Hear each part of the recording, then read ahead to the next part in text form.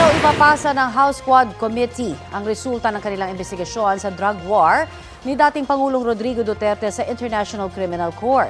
Sabi ni Quadcom Overall Chairperson Congressman Robert Ace Barbers, ibibigay lamang nila ang kanilang report sa Department of Justice at hindi sa ICC dahil hindi na miyembro ng ICC ang Pilipinas.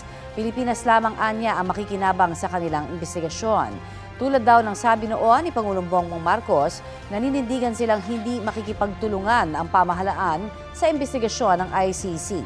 Kasunod ng pagtatapos ng kanilang mga pagdinig, inirekomenda ng komite na sampahan ang kaso sina dating Pangulong Duterte, mga senador na sina Bato de la Rosa at Bongo, pati ang ilang dating opisyal ng PNP dahil sa kanilang kinalaman umano sa drug war. Nauna nang sinabi ni De La Rosa na handa siyang harapin ang isasampang kaso laban sa kanya habang ipinauubayan naman ito sa Nigo sa korte. Sinisikap pa naming kunin ng panig si Duterte at iba pang pinakakasuhan.